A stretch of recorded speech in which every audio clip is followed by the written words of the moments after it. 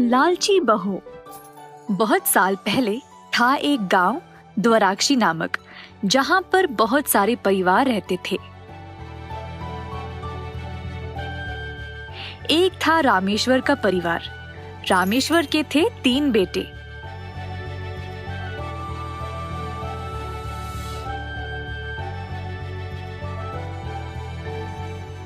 पर एक दिन गांव के मेले में सबसे छोटा बेटा राजू खो गया। तब से रामेश्वर और उसकी पत्नी ने दोनों बेटों को बहुत ही ध्यान से बड़ा किया। दोनों बेटे बड़े हो गए और उनकी शादी की उम्र भी हो चुकी थी। दोनों को अच्छे खासे संबंध आने लगे।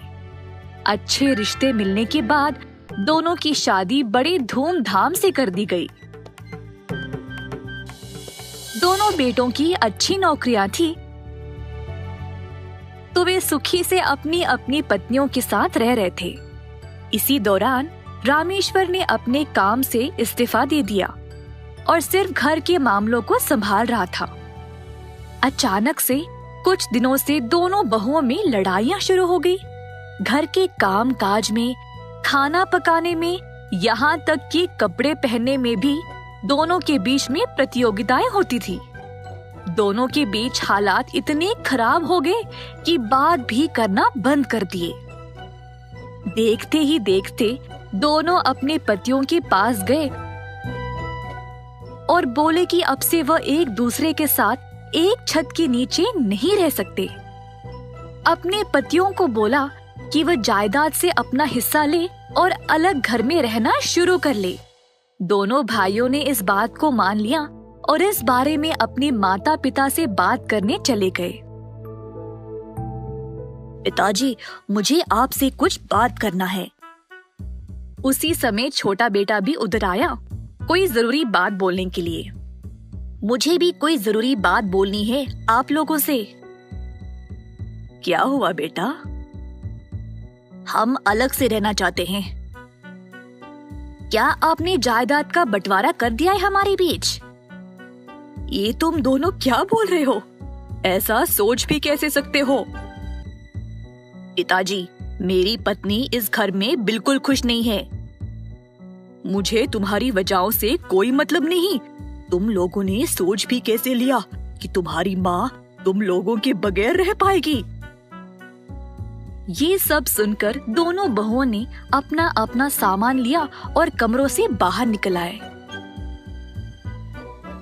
सुनिए जी, इन लोगों के पास है भी क्या आप दोनों भाइयों में बांटने के लिए? चलिए चलते हैं।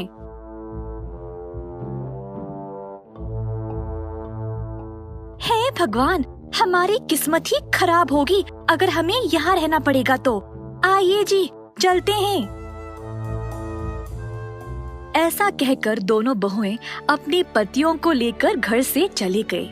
रामेश्वर की पत्नी का दिल अपने बेटों को जाते हुए देखकर टूट गया और वह जल्द बीमार पड़ गई।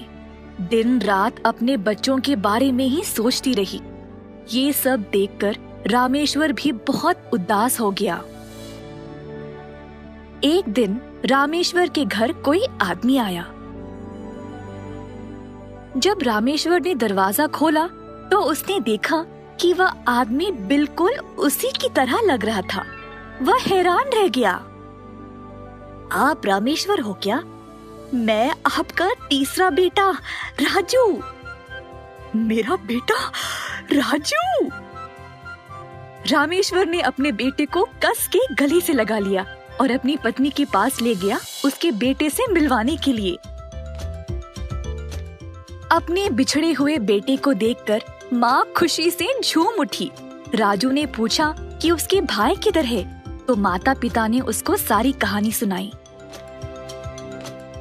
राजू इस मसले को हल करना चाहता था। उसने दोनों भाइयों को पत्र लिखा, ये बोलते हुए कि उनके पिता रामेश्वर ने अपनी पूर्वजों की जायदाद हासिल कर ली है और अब उनके नाम पे करोड़ों की प्रॉपर्टी है। पत्र में ये भी लिखा था कि जो भी बेटा अपने माँ बाप से सबसे ज्यादा प्यार, आदर और ख्याल रखेगा, उसी को ये सारी जायदाद मिलेगी। ये पत्र पढ़कर दोनों बहुओं ने अपने पतियों को वापस घर जाने के लिए मना लिया।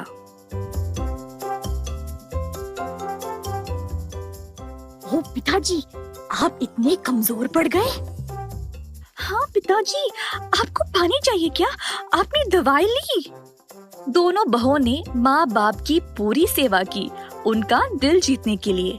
दोनों भाइयों ने देखा कि कैसे उनकी पत्नियां इतना नाटक कर रही थी और हैरान रह गए। फिर दोनों भाई भी मिलकर अपने माता पिता की सेवा में लग गए। उसी समय राजू घर आया। माँ, पिताजी। बड़े भाई और उनकी पत्नियां राजू को देखकर हैरान रह गए। राजू सबको देखकर खुश हो गया कि उसकी योजना काम कर गई। उसने अपने भाइयों को गले से लगा लिया और वो भी राजू को देखकर खुश थे। दोनों बहुएं मन लगाकर मेहनत करने लगी। उनकी मेहनत देखकर भाइयों ने भी उनकी मदद की। डोसा, चाय, कॉफी सब कुछ अपने सास ससुर के लिए बनाया। दोनों ने घर का सारा काम संभाला बिना किसी झगड़े के, ताकि उनको जायदाद में से हिस्सा मिल जाए। ये सब कुछ माँ, पिता और 3 भाइयों के लिए कुछ नया था।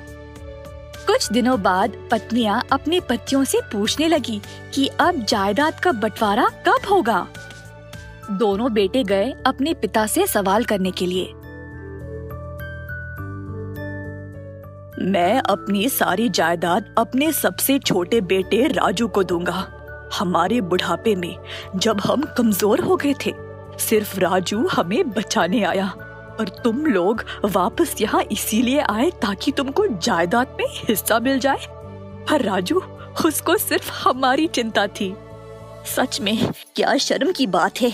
तुम्हारी वजह से मैंने अपने माता पिता को ऐसे छोड़ दिया जिन्होंने मुझे पाल पोस कर बड़ा किया। जो काम हमको करना था वो हमारे बिछड़े हुए भाई ने कर दिखाया। हमें छोटे की बुद्धि नहीं थी। पिताजी, अब से हम भी आप दोनों का ख्याल रखेंगे और आपको कभी नहीं छोड़ेंगे। हमें जायदाद में से हिस्सा मिले या नहीं, तब भी हम आपको नहीं छोड़ेंगे। हमारी पत्नियों को हमारे साथ अगर रहना है तो रह सकती है, नहीं तो नहीं। बहुओं के पास अब कोई और रास्ता नहीं रहा, तो उन्होंने भी अपनी लड़ाई सुलझा ली और अपने सास ससुर से माफी मांग ली। उस दिन से दोनों बहुएं अच्छे से और खुशी से रहने लगे और अपने घर के बड़ों का आदर भी करने लगे। रामेश्वर का परिवार फिर से एक हो गया। राजू के लिए भी एक अच्छी सी लड़की ढूंढकर उसकी शादी भी धूमधाम से कर दी गई। अंत में पूरा परिवार सुखी से रहने लगा।